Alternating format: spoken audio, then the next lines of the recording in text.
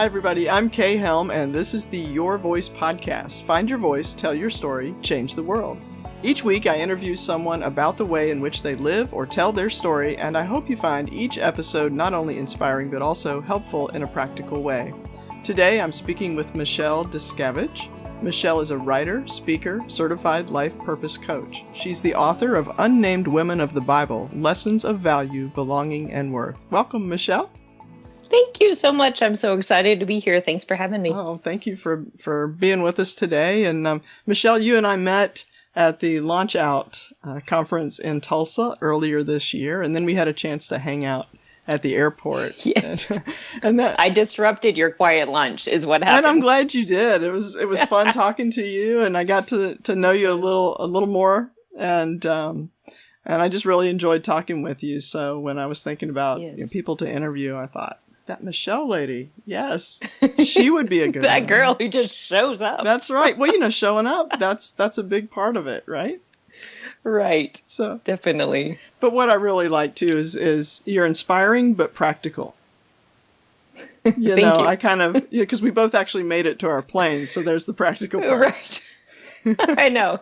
It's been fun. Now we're done. Yes. We're not going to be late. Run. So you wrote this book, Unnamed Women of the Bible.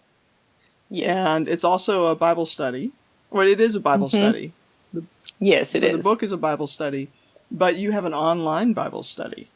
Yes, I do. It's some videos that I recorded just here in the house, and on one just started laughing hysterically. So very low key, very low maintenance, things like that, just to kind of go with that Bible study, just to get a little more in depth in some of the teaching of things that I didn't put in, or kind of I learned a little bit later. And there's even some more since then that I was like, oh, I may have to have a edition 2 of this study, but it's just something fun to do so people know who I am. So it's not just some random person they don't know, because I'm not a big name like so many others, like a Christine Kane, Beth Moore, all this stuff. Like, who is this chick from Texas doing this study? So it's just a way to bring some women in to start a conversation. So it actually has been, that was fun to do. It was challenging, but a lot of fun to do as well. Why do you write about the unnamed women?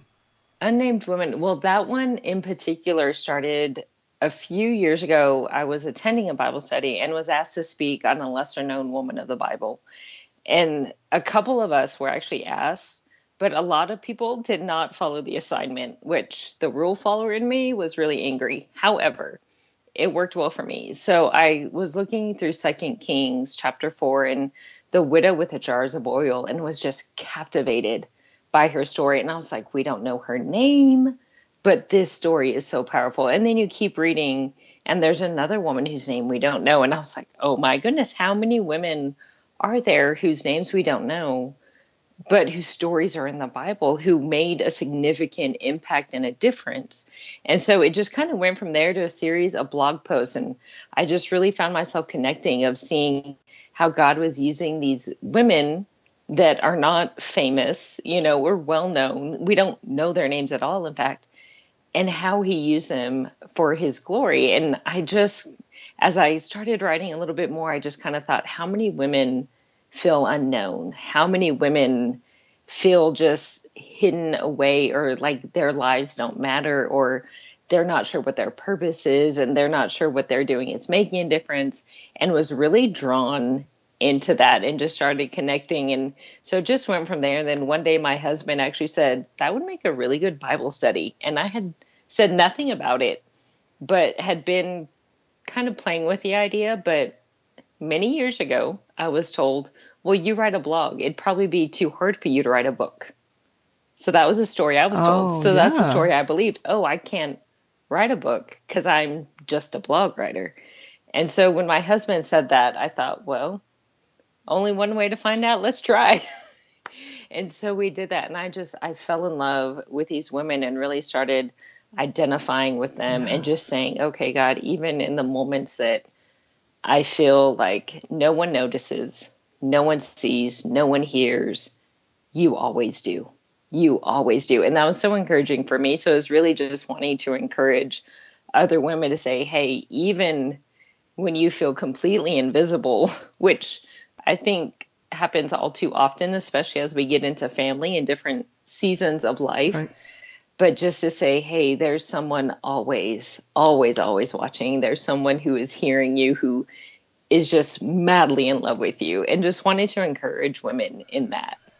We find it hard to find ourselves in the Bible sometimes, in the biblical narrative. I think women Yes. sometimes are looking, well, I'm not sure I want to be like Martha, but I'm not really like Mary, and I'm not, we kind of go, the hero, we're not the hero, so we won't put ourselves in kind of this hero role, but you see really huge things that are happening as a result of what these women did.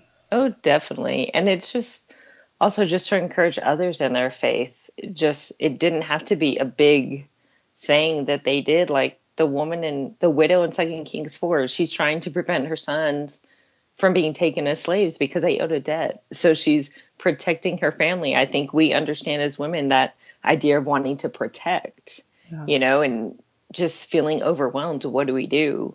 And just saying, okay, we do have abilities and gifts and skills that I think we have shelved for too long as well. And it's just saying, okay, women, step into the power and authority God has given you. That doesn't mean we trample over everybody else. Right. There's a lesson our world might need. Yeah. But we have such power, such authority, such giftings and such strengths.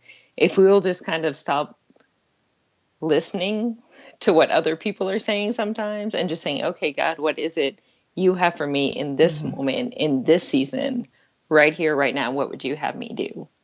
And just running with that. Like that's ultimately my goal, is to see women doing that. Yeah. And we fall into the comparison trap.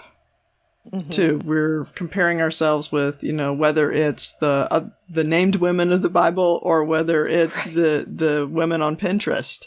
We're constantly not enough, or I'm just this, I'm just that, or I'm being pulled in too many different directions. Maybe I'm here listening to too many voices, that type of thing. Right. So, how would you say somebody could get out of that comparison trap? What do you do? I think one is just, and it's a little activity or homework assignment in the Bible study as well, is just writing down the lies we believe, because that's, I think, where comparison comes from, is because we believe a lie we have been told, and writing out that truth. And I actually did that for myself and have clients that I work with through Life Purpose Coaching do this. And that's probably the most powerful thing, of saying, okay, I believe that I can't do this because I can't write a book because I just write a blog. That's a lie I believed. Well, the truth was God was giving me a word to write and would provide the way for me to do that. Right. And that I would qualify. I just write a blog. Well, that doesn't disqualify me from being a writer. I was a writer. I just happened to only be writing on a blog at that time. And God was like, no, I'm calling you to do this. So if I'm calling you to it, then you can do it. So I think it's foundationally faith, knowing who we are, whose we are. There's so many disconnects there, but then really acknowledging the lies we believe and then countering them, because we have to replace those thoughts with something. Right. And so to replace it with the truth of what I'm believing isn't true, but here is the truth. God has called me. God has called me beautiful. God has called me his own. God has called me to an inheritance. God had just all those little things. And you can go through scripture, just a word, whatever, to counter that. But I think that's probably the most powerful thing to get out of that comparison, because even when I was writing this, someone said, oh, well, that's going to be hard because like Beth Moore, you're competing with Beth Moore and Christine Kane and Lisa Baby, named all these people. And I said, I'm not competing with them. I'm not as popular. I don't expect to have the platform they do. They've been doing this for years. Yeah. And I'm just starting out. And so the women who need it, it will get in their hands. And it's gotten to women in India. It's gotten to a lady up in Washington State whom I've never even met, took it to a place in New Zealand or Australia, some remote place, to work with the women there. It's like, I don't even understand how that happened, except God said, you just do what I've asked you to do, and then I'll take care of the rest. And okay. And he does that in his wonderful way. He takes care of all those things that we're concerned about that really we don't have any control over. You find that those are the things that kind of take up the time maybe that I could be spent writing. Instead I'm imagining all the reasons I shouldn't be doing the thing that's right in front of me to do. Right. Like, here's pen, here's paper, get to work. Yeah. Start there. Yeah. And actually though, writing, there's probably a lot of people sitting out there who are writing blogs or who have stopped and started blogs or thinking about a blog or something. And so that actually is a really good way to write a book. In fact, I have a standing challenge from my pastor who said, and it's been a long time ago that he said it, and it's one of those words that's kind of stirring again, said, write a blog, and if you write it faithfully for a year, you'll have a book at the end of the year. Yep. So there it is. It's just establishing really that discipline of putting pen to paper, like you said. Exactly. Yeah. And I think we look at other people's finished products, and I could have easily gotten overwhelmed with looking at other people like Kelly Minter or Priscilla Schreier, all the studies they have done. Well, they're working with publishers, they're working with agents, they're working with professional editors, and said, okay, well, here's what my budget is. Here's what I'm going to do. And with what I'm given, I will do the best that I'm capable of doing. And then I'm just going to go, okay, God, whatever you want from here on out, and that's okay. And I think the platforms are fine. If that's what you're given, do it, steward it well. But if you're not, you still have a voice. You still have a story that should be shared in what form or fashion that takes. That's going to be different. And I think that's okay too. We don't all need to be on big stages with stadiums full of people. Right. I think sometimes we need to be face to face across the table from someone saying, I understand, or I see so much more for you than where your life is, those little things, but something in our own story to connect with someone else. I think there's such power and beauty in that if we'll just take the time to do it and stop making excuses for not doing it. Right. Well, and even just with that scenario that you just said, really, yes, the Bible study can be pivotal in somebody's walk. There can be a life change that happens as a result of a Bible study, but it's also really, like we said at the very beginning, the relationship. Right. Think about who has impacted you in your life the most. It's the people that are speaking to you, that are kind of dropping these little nuggets of wisdom across the dinner table, or at an airport, or in those moments in the hallway or something. Those moments really where there's this transfer of wisdom and knowledge, maybe from one generation to another, or just from somebody who's walked a similar walk saying, hey, I've been there, you're going to make it. Right. That's actually a really powerful message. Oh, definitely. To share with somebody. You mentioned earlier about believing lies. Yes. And how destructive that is. And so, everybody has a story, but that story isn't always a true story. It's not always an accurate story. And a lot of times we're looking at other people and other people are telling our story. So what happens when we believe a story that's not truthful about ourselves? What's the result? Chaos and frustration, to put it very simply. And I even spoke about this in Atlanta at the Launch Out conference there. That was the whole basis of my talk, was who will tell your story? Because I believed so many things other people said about me, that I was a tomboy, that I was too loud, that I was too quick-witted, that I was too intelligent, that I was too vocal and too honest and too opinionated, and just all these, just too much, I guess. So I started to try to pull back. So that's how I didn't want to make anyone uncomfortable. So I started to pull back, which there's a case for, just social awareness of we don't always need to be talking. So that's fine. But taken to the extreme where the enemy was just saying, I'm going to make you quiet. This girl who is willing to stand up, speak truth, and to be bold about that. I'm going to hold her back. And I did have to learn how to speak things in love, because I could be kind of abrupt at times and still can be. But, there came a point where I was so frustrated and so did not like what was going on in my life that I remember looking at my own reflection and just started praying and started crying and just saying, God, if this is it, then I'm done, because I'm so frustrated. I'm so angry all the time. And there was really a spirit of anger in me, because what I was being told and what I felt inside were just at war with each other, because they didn't match. Right. And I was choosing to believe what other people were saying and what the enemy used through other people, and just the way my mind interpreted their words. Because I always heard, oh, well, how great my older sister is, which she actually is. But in my mind, I interpreted that as, and you are lesser than her, Right. which people may not have said. I did have a coach kind of allude to that, but she was mean.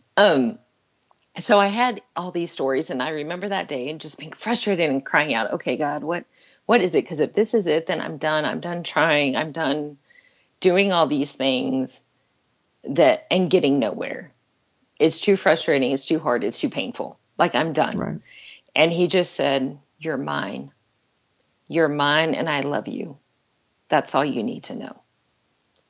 And it was just this moment of just calm and peace and going, oh, like, just in that one phrase, you're mine and I love you. It was, stop trying to work for it. Stop striving. Stop trying to be all things to all people. Yeah. Just stop. Like, I'm God. He's not falling off his throne. He doesn't need me to help him stay there. Right. And just realizing that and going, okay. And he said, now we're going to change the story and you're going to start redoing it. And it's been 20 years since that moment, and it's still being rewritten, and there's still some lies that I'm still overcoming. And I think that's going to be constant. And that's as long as you are working and trying to follow Christ's leading in your life, there's going to be setbacks. There's going to be obstacles that are thrown at you. And that's kind of part of it. But just remembering who he is, I don't have to worry about who I am, because I belong to him. Right. So the rest, it's icing on the cake, really, but there's so much of the power of our words. And that's such a big, big thing for me, because of words that were spoken to me that destroyed me in many ways and really broke who I was as a person, that I have had to work really hard with the grace of God to overcome. And only by his grace have those been overcome. But so even with my daughter, very careful and very, very intentional with teaching her what you speak has power. So are you speaking life? Are you speaking death? And how are you speaking to your friends? How are you speaking to me and your father? And being very mindful of that. Like, that's a huge lesson in this house, because I said, I don't want your words to be what keeps someone else from achieving the greatness in their life. And just saying we have that ability to prevent that in one another, and saying, okay, what would God have you say? Those kinds of things. And so it's incredible. And as a parent, I completely fail at doing that well all the time, and have to go back and, sorry about that, let's revisit this. That's a big part of parenting, I think, in general, anyway. So yes, I'm sorry, I messed that one up again. Let's go back. And, and there's beauty in that too, of saying there's forgiveness, because I've had to ask God to forgive me for not trusting him. Number one, for believing other people above him. And then saying, okay, help me to forgive these people who spoke such destruction in my life. And there are very specific people that come to mind when I think of that. And God says, you want me to forgive you, you need to forgive them. So you've got to let that go. And just saying, okay, we're going to let that go. We're going to forgive. And it's so freeing and so incredible. And then you go, okay, now we can move forward and do the next thing God has for me. And I like the way you worded that in your introduction to the book. You said, grace helped me rewrite this story. And grace is just, it's one of those kind of words that you well, what really is it? But it is not earned. No. It is given. It's always something given. And we tend towards striving. Yes. And so, like the moment that you described with God when he said that you're his, that grace extended, truly life-changing. Yes, it is. Okay, so let's look back at the book Unnamed Women of the Bible. Which women did you pick and how did you pick them? Oh, how did I pick them? That's a good question. I think I started with probably a Google search of unnamed women, like on Bible Gateway, something. It was something goofy and ridiculous like that. And then would ask my husband, because he's a genius and remembers things that he reads really well. So would ask him, okay, in scripture, where do you see? So just kind of went through, and it was actually going to be 6 women originally, but then themes were repeating. Okay. And I felt like I was writing the same thing and probably I got tired. So it ended up being 4. So just kind of, I may have gotten caught up in overwhelm. I'm not sure, but it ended up being just 4 women. And so the first 2 are out of 2 Kings chapter 4. Just back to back. And that's the one I spoke about, the widow and the jars of oil. And then the woman, they build a room for the prophet and her son dies and she's going. Anyway, go to 2 Kings 4. And then we had... That's the Shunammite woman, right? Yes. Yes, I love that's actually one of my favorites. Yes, it's so good. The wise woman of Abel. I love her. And she just, I picture her as this like really tough grandma. I don't know why, but that's what she looks like in my head. And then the woman in the Gospels that's healed of the issue of bleeding. And the more I wrote about them, the more they had grit. Like the Shunammite woman and the wise woman of Abel, actually all of them just had some gumption, I guess is a word for it, and just tenacity that I really, really liked, probably because that's part of my personality, but was very drawn to that. Like they took some risks, and, the Shunammite woman, when she jumps up on her horse to go find Elijah, and she says basically like, keep up with me or don't try to follow, like, I'm going too fast for you, buddy, because she's so on a mission, and just that determination and perseverance that they each had was just beautiful. So that's how they were chosen. And then just as I was reading and studying each one, the lessons that I saw God kind of pointing out kind of helped solidify, okay, this is what we're learning from each one of them. And a lot of it is just that tenacity that they had to just run after God, to just trust him at his word when it didn't make sense. Like, go take any jar, go ask your neighbors for some jars, and then this little bit of oil you're going to pour in, and it's going to be filled as long as there are jars coming, because that makes total sense. What? Right, and she did it. Yes, and she did. And had she brought more jars, those jars would have continued to be filled. They were not going to fill the ones they didn't bring. That's it. So they could have had even more than they already did had they continued to keep bringing. And so just learning, okay, our prayers, sometimes our lives are limited by the prayers that we won't pray. So what are we not praying? Just that boldness of it and things like that just kind of came out. And I think I went on a tangent. I'm not even sure I answered your question at this point. But so that's how the women were chosen, was just that tenacity and fire that they each had. You just connected with them. And then these lessons of, I mean, I truly did. But then I saw that in other women, like, how could this woman encourage other women, in this moment, in moments of grief, in moments of despair, in moments of, like, what is this? Is there going to be any hope? Those kinds of things, and just really seeing how God used them for those things. So that's how they were chosen. If I want to change my story, where do I start? At the beginning. I mean, that's where all stories start. And I think for me and a lot of women, we go back to the garden. So literally the beginning of saying, okay, where did Eve go wrong? And it was trusting a voice that was not God, not looking to the one she had been given to, who had actually received the command in the garden to say, hey, is this... Because I'm thinking, and we're not told, but I'm thinking something in Eve's spirit probably wasn't settled when the serpent was speaking to her. Like, something didn't, like, it sounded exciting, But something may have gone, not sure about that. We all have that little still voice that's like, hey, not so good for us. And so as she turned to Adam and said, hey, this is what he said. Is this true? Let's revisit this. It would have changed. So there are things in our own lives that we need to revisit. Choices we have made that we need to be held accountable for, that we need to maybe ask forgiveness, that we need to repent for, that, just whatever those situations are. And there are going to be situations in our story that were circumstances that stem from the choices of others. Mm-hmm. So we need to basically put that on trial. Okay, was that right or wrong? Determine that, predict a verdict or tell the verdict, and then convict it, forgive, let it go. And that's an example that a mentor gave me. It was just putting these things on trial. Yeah, it's a good picture. And I just love that image of, okay, was it right or wrong?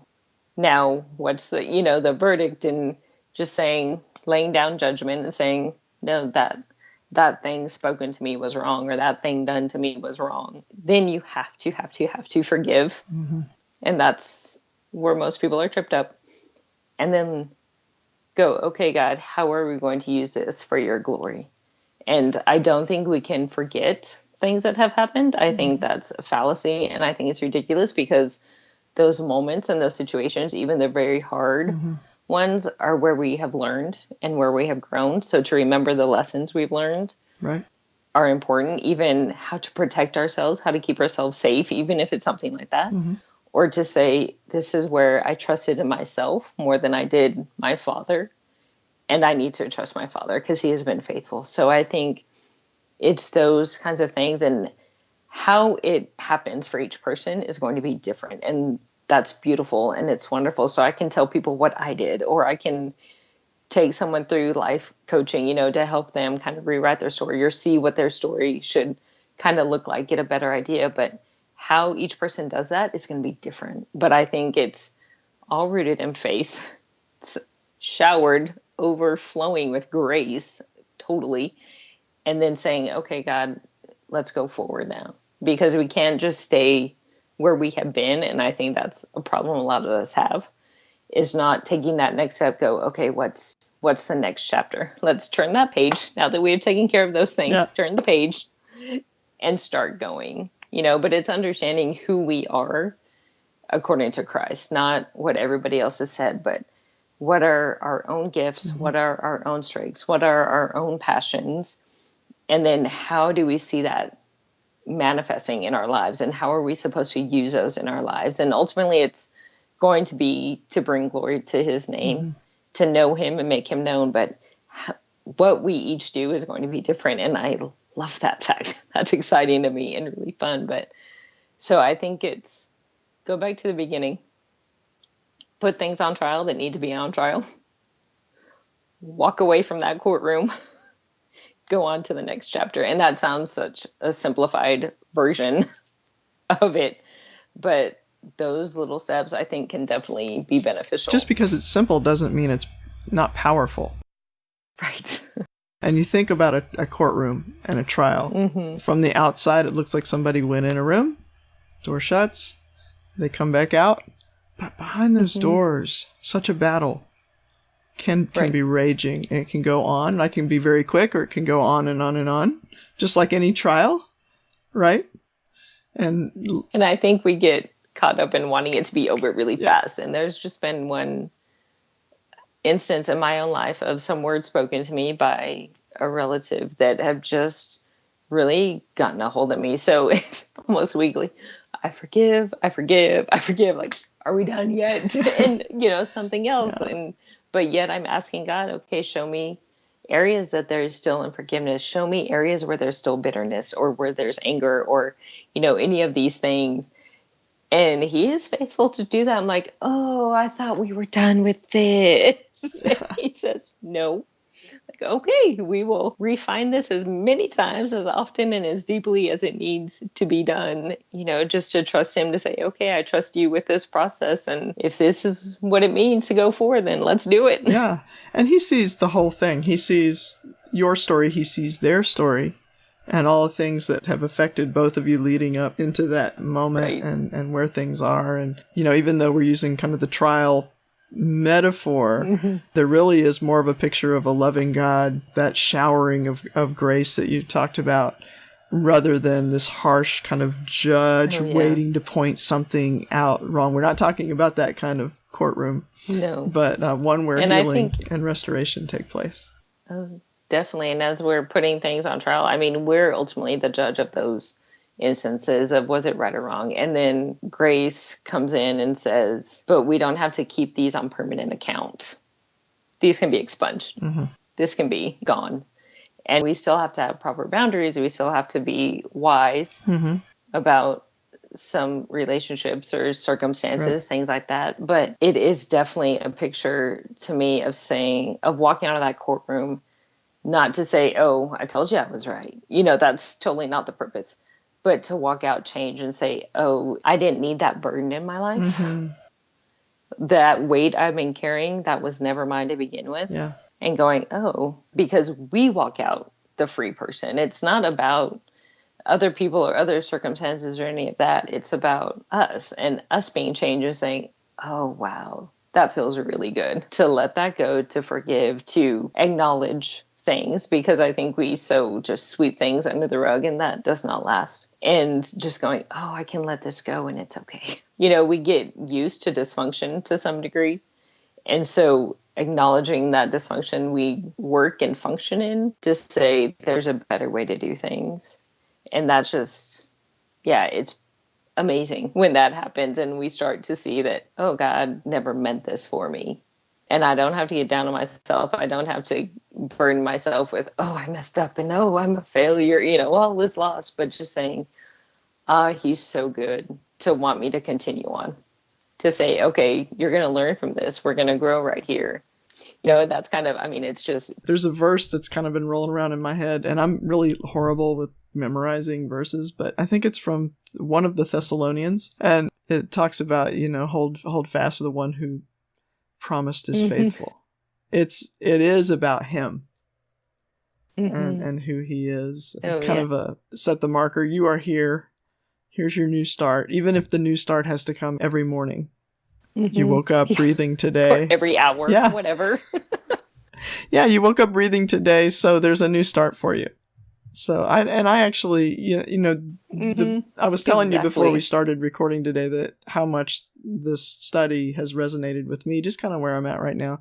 And I actually have what I refer to now as the Journal of Lies, where I've started recognizing a thought pattern. So I'll need to do something or want to do something or feel like God wants me to do something, and I'll start towards that and hear that voice, well, you can't do that, or that won't work, or da-da-da-da-da. And it's strange because I'll at first react the way I always react, and then I think, well, wait, that's not right. Is that even true? Where did the thought come from? And so in the journal, that's what I'm doing. I'm writing down, here's this thought. I think it's coming from here, but it's a lot of exploring that's going on there. Wow. There's just so much potential there for change. That's so powerful. Oh yeah. And then when that becomes a habit that we can easily recognize, oh, wait, that thought I'm having is not the truth. That's a lie. That's, watch out for a person who can identify the lies and replaces that with truth. And the more we put into practice identifying lies and to replace them with truth, because identifying them is definitely step one. But then if we don't replace them with truth, we are missing out on the true power. So when that becomes habitual and someone speaks something to us and we immediately say, that's not truth. And I know that because this is what Scripture says. This is what God has said about me. There is such power and significance in that. And watch out for the woman who will quickly identify the lies in her life. She will be very powerful. She will be extraordinary for the kingdom because she will not fall into those lies, because we fall into them so easily and so quickly because we have not disciplined ourselves to identify them. So when that's a habit, that's insane what can happen. And just a woman who will go out in the big things, in the small things, and she will do everything with excellence because she doesn't doubt who she is. She doesn't doubt God's calling on her life. She doesn't doubt the purpose he has given her. She knows who she is, and I love being around those kind of women of just, they have that solid, soft spoken confidence where you're like, that woman has it all together. And I don't know how, but I want to be like that, and I just kind of realize it's because a woman who knows who God is, who he has called her to be, that's that woman. And I actually had a client, I guess it was last year, and there was one particular area that she would drive by, and she had actually taken her daughters to a birthday party at this like townhomes or condos, something. And she said, I had to leave because of an anxiety attack, because of something that had happened years before. And so we were talking about this, and she said, I just couldn't even believe that it had such an effect on me. And I said, here's what I want you to do. And any good idea that is spoken during a life coaching session, I just give all credit to God because I am not this smart. So the Spirit was just saying, okay, tell her to do this one thing. And I said, go gather some rocks from that area and take them home and write either a scripture, a positive word, something on them, and then go back to that location, take a walk and pray and drop the rocks whenever you are led to recaption in your brain what that place is, because this traumatic event had happened. And so that's what she connected the place to. So the next week she called me and she was so excited. It was so funny just to hear the total change in her voice. And she said, I did what you told me to this weekend. And it was so liberating. It was so freeing because I've gone by there since. And that same tension, that same stress, I don't feel that anymore. She said, that's gone because what I remember are the words and the scriptures I wrote on those rocks. And I think that's a powerful visual and actually a physical activity that she was able to do to rewrite the story. And we have our own rocks that we need to write some different words on and drop for ourselves to kind of rewrite that narrative. But I loved that she actually did it. And she said, I don't mind being there now. Oh, it's wonderful. Because that old story is gone. Like we overcame that with truth. That's what truth does. It overcomes those lies. It defeats those lies. I mean, you can't have darkness when there is light. The core foundational beliefs of faith, I guess. And I think that's where it all starts, and a woman who's walking in the story God has for her is amazing. And that's ultimately my goal with the book that I've written, with life coaching, with the stuff that I write on my blog now, Facebook Lives. I mean, anything with the book that I'm preparing to write, it's wanting to see women walk in that freedom, to walk in their power and their authority that God has given us, that God has given every woman a certain power, a specific authority, and a very specific purpose. And to see each woman walk in that, that's what I want. Whether she comes to understand that through something I have done or not, it doesn't even matter to me. It is irrelevant to me how a woman gets there, as long as she gets there. Like, that's what I want to see, is women who can walk in these things, to walk and write her story as God has directed and given her to do, and encourage others to do the same. She doesn't belittle anybody else. She doesn't demean other people, but just has that solid confidence that she can be bold and speak out when she needs to, but she also knows when to be quiet, when to just wrap her arms around someone, and when to jump in and fight for somebody. Like, that's what I want to see happening. And so that's really the core of what I do. And really a lot of my messages that you'll kind of see weaving in is just wanting women to get to that place of freedom. And I want it for myself just as much, of saying that old narrative can be rewritten. We have the power to do it if we will believe that God will use all those things. And one other client that I had worked with, we were talking about some past circumstances, because we go through, it's called a grief map. So things that have caused a lot of pain in our lives. And just kind of, we were just talking through that. And she said, Michelle, I never realized that God was using the pain too. I knew he used the good and the breakthroughs, but I never understood that that pain had just as much of a purpose. And I was like, okay, we're done. Like, I'm good. If that's all you get from this, we are good. And she said, I don't see it the same because I see how I was changed in those things and because of those things and how God showed up for me. And so they're not as hard anymore. And I see the beauty of those things. And she had been through things that I cannot even fathom. And she said, I see the beauty of it and the purpose of it. And I never felt like I should share it because I didn't think it mattered. And I understand that it all matters. And so that's just incredible and wonderful and so exciting to be able to be a part of those moments. But whether it's through like my studies or someone else's, it so doesn't matter. It's all the working of God and what he does and what he brings to light and the fruit that he allows to grow, and just saying, okay, girls, come on. Yeah. Come on, we can do better than this. And that's a powerful thing too, just even cheering one another on like that instead of tearing each other down. We did an activity at a women's conference at my church years ago where it was kind of billed as a scavenger hunt, and we divided up into teams, and we went around the property and did different things. But a lot of it were little group activities that we would do together. And one of them was to read the blessing of Mary over, wow. And you'd go down the line of all the women in your team and would just read this to them, look them in the eye and say this blessing over them. And it was, I don't know how it was with the other groups. I think everybody kind of had a similar experience. It was really powerful, but at the same time, what stood out to me was how hard it was to bless someone. And yet we throw insults and kind of these little remarks, and we tease and we poke at each other and we criticize, and that all seems to come very easily. You have to speak words of actual blessing over someone, which is so powerful. So how hard that actually came. We get not hard like we didn't want to do it, but we would kind of giggle and shuffle our feet through it, and we kind of felt silly doing it. Why did we feel silly doing this thing that was so powerful?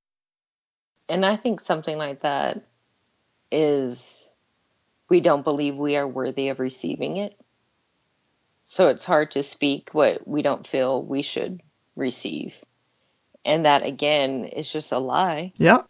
We are very, God is speaking these blessings in our lives. We're like, no, that's not for me. And he's like, really? Yeah, it is. And, that's oversimplified. But I think that is usually when we reveal a lot about ourselves and what we think we are worth in those moments. Because, I know women that would sit there with their hands open and wide and just love to hear that. And others are so uncomfortable, and it's because we believe the lie that we don't deserve that. But I love that you guys did that. That's so incredible because you're speaking that truth and that confirmation over one another, and that's crazy powerful. Yeah, and if we could just weave that into our daily lives rather than have it be a special event or something, and that becomes, like you said, with raising your daughter, being intentional. How can we be intentional in blessing one another and speaking truth, in all of our relationships? That's world changing when we do that. It definitely is. And I think as it becomes a habit for us individually, then that overflows in our lives to where we're going to speak truth into other people because that's what we are accustomed to. So we want to share that then, that becomes to pour out of us. And so I think that as we create those habits, other people are going to be affected by those, and it's going to be wonderful. Yes. That's a good thing, and someone, again, the woman who understands the truth about herself and understands the grace that she's been given and the mercy God has shown her and just how redeeming our God is. She can receive that blessing. She can give that blessing unhindered. Yes. Unhindered. And that changes things completely. You mentioned you were writing another book. Did I hear that correctly? Yes. Ooh. Yes, I am. It's a bigger content than the first one, but definitely speaks to the power and authority of women and where that gets twisted and why it got twisted, and why Jesus's interactions with women in the New Testament are so significant and were so purposeful. So it's exciting and overwhelming, all those things. Overwhelming when I'm believing the lies that I'm not equipped to do this, and exciting when I'm believing the truth of God is bringing you to do this, and we'll use it to free other women and to free some false ideas that we have as a society. And it's good. Oh, it's exciting. That is exciting. I'm looking forward to it. Oh, thank you. How much longer do we have to wait? Oh, well, I only have the research and kind of information. I haven't actually taken that pen to paper like I'm telling everyone to do throughout this whole podcast. And, technical difficulties and all that we have faced today, that's life. You roll with it. You do what you can. You do the best you can. But needing to put pen to paper, I've actually spoken to a few people of saying, okay, I need to be held accountable with this and I need to get to it. And there's always a reason why I can't sit down and write, but this is too significant not to. So it probably not till next fall, because I want to do things a little differently than I did with the first book. But I'll just put that out there. All right. By September of 2018. So now I've given myself a deadline. By September of next year. There you go. Is the goal. All right. So we'll schedule you in for a repeat interview. Yes. We'll do part 2 with Michelle Discavage with her second book. I can't wait. That alone is reason to get to work. There you go. Michelle, thank you for being on the program this week. I think you've given us a lot of practical things. I know I have to apply it. I knew that when I opened the book. I said, this week's for me. Thank you. It is. And I'm sure I'm not the only one. It has been a pleasure to be here and to do this today. And whatever God will do with this, I pray that it gives some women some practical steps, but also encourages them to stand up and take their rightful place as God's heirs. Yes. Yes, and I agree. And I'm hoping the same thing for this podcast. So if it's the first time that you've ever heard this podcast, we're here to inspire you, but try to give you something practical you can do. Michelle has certainly done that today, and I know that I'm going to get back to my journal and start dealing with those lies and put them to trial. That's just a great picture. I really feel like I got something that I'm going to walk away from today. So I thank you, Michelle. Thank you. This has been the Your Voice podcast. Find your voice. Tell your story, change the world. If you've enjoyed this today, I'd really appreciate it if you'd share it with some friends. And also, leave some feedback. iTunes is a great place to leave a review, or you can go over to the website at yourvoicepodcast.com and let me know what you think and what you'd like to hear. What am I doing right? What am I doing wrong? And really just appreciate hearing from you. Thanks for listening.